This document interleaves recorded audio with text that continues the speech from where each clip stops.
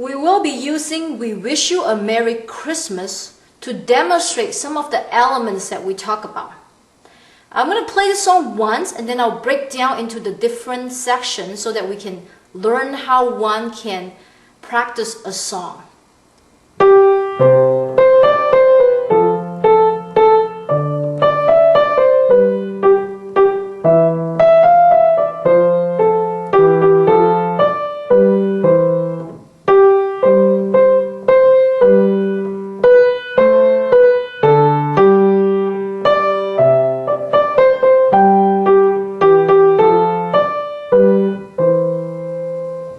Okay, let's talk about how you're going to practice this. Now, first thing you need to do is to go into the music score and look for the different section. Okay, you're going to find out that the song kind of repeats itself. We're going to start with section A.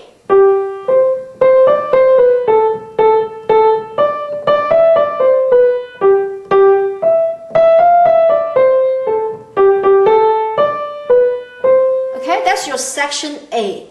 This is where I think you should focus on if you're working on a new song.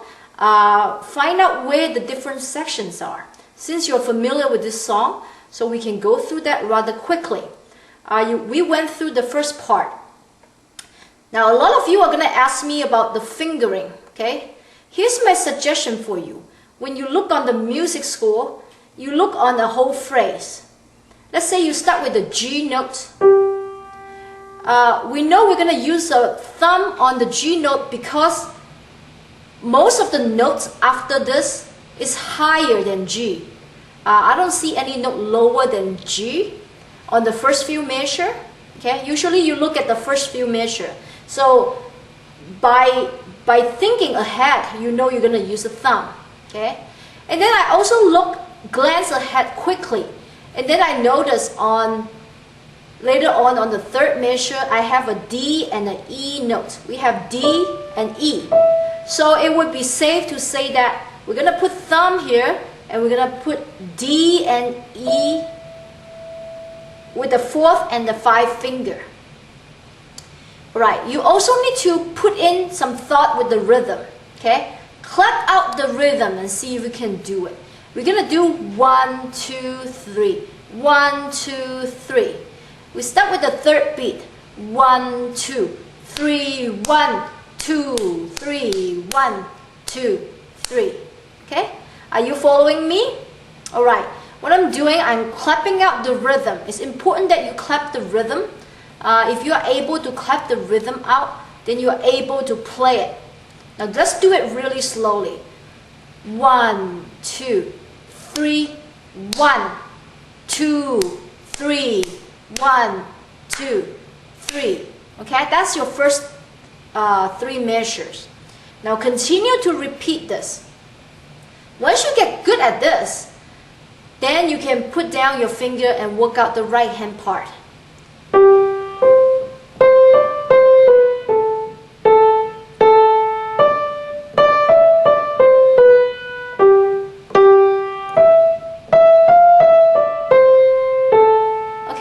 Sometimes, if you think that you're running out of finger, you don't have any more finger to play a note lower, what you can do is to use a thumb as an anchor to cross over your other finger so that you can reach other notes. Okay? When I play music, I don't usually think about my fingering because your fingering actually can be quite flexible. Okay? If you're running out of finger, what you can do is cross over. For instance, if you're playing a certain note and let's say you run out of finger, you need to play an E or F, but your pinky is on D, what you can do is to move your hand over. Okay, just move it over so you have some more fingers. But with the higher notes, don't try to cross over like that. Okay? I have seen some player that haven't been to the proper training. They were crossing finger like that. Okay, that is a no-no. With finger crossing down is okay. You can cross it like that, but not when you're going up. Let's say you are D and go up to E. Do not do this. Okay, what you need to do is to move your hand and move the whole hand and press it with some fingers. Alright, you got the first part done with the right hand. You kind of figure out the fingering and stuff. What I also encourage you to do is do not write the letters on the music score. Some beginner players get used to it and they don't really learn how to read music. Okay, we talk about music. I also encourage you to consider the sight reading and the music rhythm course. These two courses will really solidify your understanding of music reading and understand how to count, to do rhythm correctly. Okay, now we're going to do the left hand. Okay, with the left hand, again, you're going to ask yourself, what finger am I going to use? Okay, the first note is a C. And then I look at some other notes after C. They all seems to be higher. So it's also safe to think you can use the pinky. You will start with the C and then go to F. You count 3 beats. Left hand is a little bit easier. You don't have to change fast. 1, 2, 3. 1, 2, 3. 1, 2, 3. 1, 2, 3. 1, 2, 3. 1, 2, 3, 1, 2, 3, 1, 2, 3. Okay? So we are going by just a few measures. This is just some guideline to help you understand how to practice. I will never practice a whole song within a day. I always break it down into 2 measures at a time. 2 to 4 measures. And this is especially helpful for beginners. So let's put both of them together. Now we know the fingering.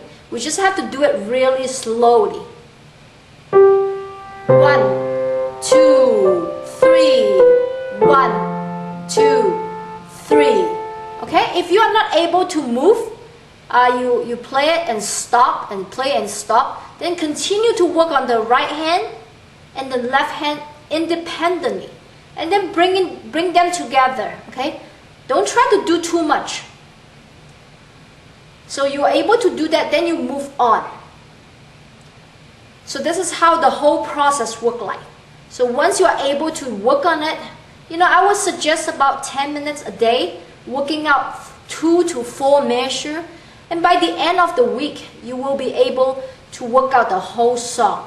Now it may not be fluent, but at least you are able to play the right hand and the left hand individually.